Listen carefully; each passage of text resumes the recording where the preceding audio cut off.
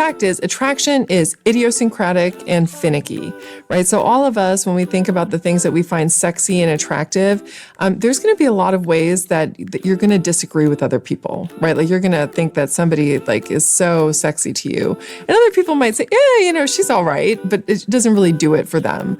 And there is an element to our attraction that is very person-specific and idiosyncratic, right? And might there be some evolutionary root behind all of that? Maybe, right? So it could be, for example, that the kinds of qualities that you find, just really attractive in another person that make you feel so attracted to them might be cues that they are a really compatible mate for you. And maybe that's why you have a very sort of you-specific response to that person. But there are also dimensions that are shared, right? So we know, for example, that men tend to place a greater emphasis relative to women on cues related to physical attractiveness. And that physical attractiveness tends to be related to things that have historically been related to fertility, right? So for example, having an hourglass body shape, we know that this is something that's related to a woman's level of sex hormones, and that women with higher levels of estrogen, for example, are more likely to put on fat around their butt and their thighs and less likely to put on fat around their waist, relative to women with higher or lower levels of estrogen, right? As estrogen levels decline when women age, their bodies become more straight up and down than they do hourglass. And this has to do with changes in estrogen. And so we know that that's something that men generally desire to a greater extent than women, right? We also know that men tend to place a greater emphasis on cues related to youthfulness, right? So the cues that are related to maturity in a face, that's something that women tend to have a heightened preference for. So if somebody has sort of an older face, they tend to be seen as more attractive. Like 50-year-old George Clooney seems more attractive. Most women think that looks more attractive than, 25-year-old George Clooney. And we see that because our brains have inherited this tendency to find cues related to wisdom and status and resource acquisition, all of which come with greater age.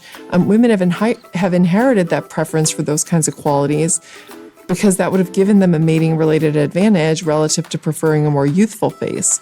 Conversely, for men, they would have been penalized if they had a preference for maturity in the face of a potential partner. Because if you like women who have signs of maturity and wisdom and resource acquisition ability, you'd probably choose somebody who's approaching menopause, right? And that's not going to lead to any gene transmission at all. Right? And so we tend to see that men have a heightened preference for cues related to youthfulness in faces. And so even though, yes, there are differences between individuals, and there is some idiosyncrasy that tends to characterize human mate choice, there are a lot of things that we can actually make some pretty strong predictions about too. So there are some overall themes that tend to characterize men's and women's partner preferences. Is it true that men are less attractive to successful women? Is there any sort of evolutionary basis for that? I do know that research finds that men don't place as much of a priority on that compared to women. But I don't know that they penalize them exactly, right? If you show a man a photograph of a woman who's dressed like a CEO and she's gorgeous, and you show a man a picture of a woman who's dressed like a Burger King service, person, and she's drop dead gorgeous, men are going to find her similarly attractive in both conditions. It doesn't matter. Woman could be doing, it doesn't matter what the woman is doing. And there's been research that shows this. They'll show men and women photographs of people in different types of outfits. And the men's ratings of how attractive the women are has just everything to do with how attractive the women are.